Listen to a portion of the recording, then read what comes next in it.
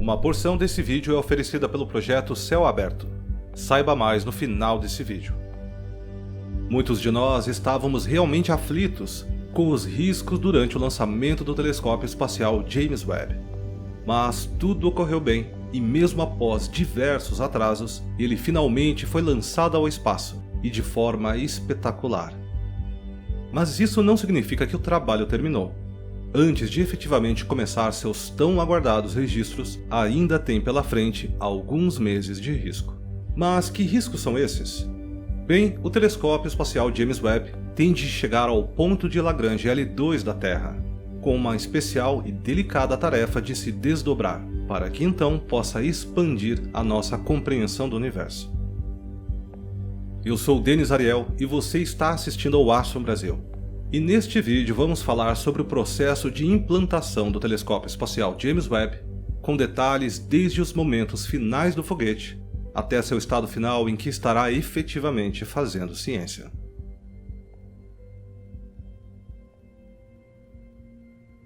Ariane 5 foi o foguete selecionado pelos engenheiros da missão para o lançamento do telescópio espacial James Webb, sendo o foguete uma das grandes contribuições da Agência Espacial Europeia para a missão. O Ariane 5 é iniciado acendendo primeiro o estágio principal de combustível líquido e em seguida os boosters de combustível sólido suplementares. O Ariane 5 tem 2 desses boosters, pesando 277 toneladas cada, e combinados com o estágio principal de combustível líquido, podem levar o foguete até a borda do espaço por conta própria. O combustível sólido é comumente utilizado nesse estágio inicial, pois embora não possa ser controlado tão facilmente, é um tipo de combustível mais barato e eficiente para a força bruta de sustentação inicial. Uma vez que os boosters são gastos a cerca de 75 km de altura, eles são ejetados do estágio principal, deixando aceso apenas o motor de combustível líquido. O combustível líquido é útil porque pode ser controlado se necessário.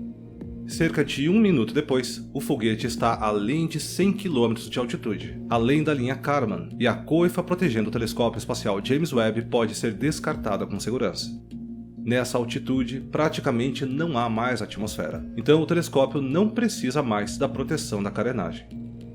Após cerca de 8 minutos e meio após a decolagem, o estágio principal do combustível líquido é finalmente gasto e também se separa do estágio superior. O estágio principal, assim como as carenagens e os boosters anteriores, acabará no oceano. Sem todo esse peso, o estágio superior é ativado e dá ao telescópio o impulso de que precisa para chegar ao ponto de Lagrange L2 da Terra. Inicialmente a altitude não aumenta, na verdade até diminui, já que essa parte do processo requer ganho de velocidade e a própria gravidade ajuda um pouco com isso. No entanto, esta já é uma fase potencialmente arriscada da viagem, pois aqui os raios de sol estão interagindo diretamente com o telescópio. Embora esteja dobrado, o escudo solar não está implantado e a luz solar pode atingir e aquecer os delicados instrumentos do James Webb. Até que o escudo solar seja totalmente implantado, o telescópio não está totalmente protegido.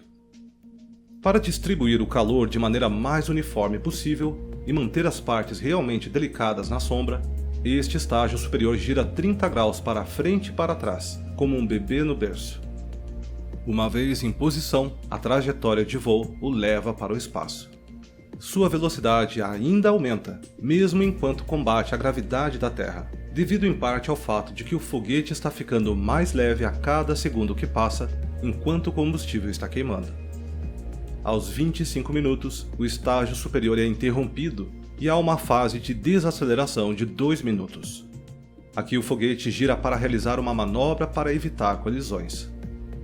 O Webb então se separa do estágio superior e a partir daí está sozinho. É muito interessante para mim que esta visão dele deixando o estágio superior é a última visão que teremos do próprio telescópio. E visto que isso já aconteceu, aqui está uma bela foto da primeira tarefa do telescópio James Webb, com seus propulsores disparando e em seguida seus painéis solares se desdobrando, o que na verdade ocorreu um pouco mais cedo do que o esperado. Durante a separação, geralmente alguma rotação é introduzida na carga útil, mas desta vez quase não houve rotação, e os propulsores tiveram de fazer muito pouco para impedir o James Webb de girar demais, o que significa que era seguro implantar os painéis solares imediatamente. A partir daí, James Webb fornece seu próprio impulso. A manobra de embalar continua usando esses propulsores, regulando a temperatura do telescópio. Para proteger os espelhos tanto quanto possível, esses propulsores estão localizados apenas no lado da espaçonave voltado para o Sol. Um dia e meio após o lançamento, a antena de alto ganho é implantada e James Webb passa a órbita da Lua. Nesse ponto, James Webb já desacelerou consideravelmente, pois basicamente está indo diretamente contra a gravidade da Terra. Com apenas 3 dias de missão, as paletas de proteção solar começam a se desdobrar. Este é um processo muito lento para garantir que nada se quebre, e assim o Webb não comece a girar incontrolavelmente com o movimento da paleta.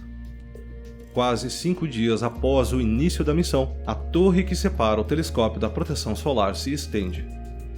A seguir está o flap de impulso de popa.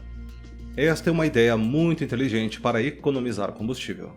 E esta aba vai compensar a pequena quantidade de pressão solar empurrando a membrana do escudo solar, o que significa que o Webb não precisará usar tanto combustível para combater essa pressão e se manter alinhado.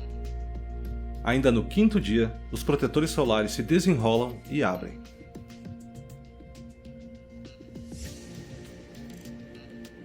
E aqui mais uma tarefa realmente delicada. As barras centrais se estenderão e puxarão suavemente a membrana do escudo solar para abri-la. Se você se recordar, este foi um dos testes que falhou em 2018, quando a membrana se rasgou na implantação. Essas membranas são mais finas do que um fio de cabelo humano, e uma vez totalmente estendidas, têm o tamanho de uma quadra de tênis. Quando esticadas, essas membranas serão tensionadas, finalmente protegendo James Webb dos fortes raios solares. O lado do telescópio voltado para o Sol ficará muito quente, quase a uma temperatura de ebulição, enquanto o lado com todos os instrumentos será mantido a 230 graus Celsius negativos graças a essa proteção solar. 10 dias após o lançamento, os instrumentos continuam a se resfriar, irradiando passivamente seu calor para o espaço. A partir daqui, o espelho secundário é implantado e travado em sua posição. O próximo é o radiador traseiro, um sistema de resfriamento passivo que irradia o calor do próprio instrumento para o espaço, algo crucial para manter as temperaturas baixas. No 12º dia, as asas do espelho lateral vão girar e travar no lugar. Depois de 15 dias, o telescópio está totalmente implantado e é simplesmente uma questão de esperar que o telescópio alcance o ponto de Lagrange L2 e também seu estado final de temperatura criogênica. A última operação a ser concluída antes de James Webb estar operacional é o alinhamento dos segmentos de espelho primários. Cada um pode ser ajustado com uma precisão nanométrica, permitindo que a luz coletada pelo telescópio espacial seja transformada em cristalinas imagens. Após 29 dias, há uma correção final usando os propulsores a bordo para colocar James Webb em sua órbita em torno do ponto L2 da Terra. Deste ponto orbital, o Sol, a Terra e a Lua sempre estarão atrás da proteção solar, e o objeto mais brilhante para o James Webb será apenas o planeta Júpiter. Aproximadamente 160 dias após o lançamento, os instrumentos terão resfriado o suficiente para entrar em operação, e os ajustes que precisarem ser feitos já terão sido concluídos. De agora em diante, o telescópio espacial James Webb estará coletando ciência e revelando o universo. Então é isso. Os próximos passos do telescópio espacial James Webb. Muito obrigado por assistir. Gostou desse vídeo? Então deixe seu like e se inscreva no canal para não perder os vídeos seguintes. E se quiser saber mais sobre todo o projeto do telescópio espacial James Webb, clique aqui na direita da tela para uma lista de reprodução bem especial. Já imaginou como são as imagens geradas através de um observatório astronômico? Como seria processar essas imagens? E já pensou em quão incríveis e fascinantes registros podemos ter? Então conheça o projeto Céu Aberto.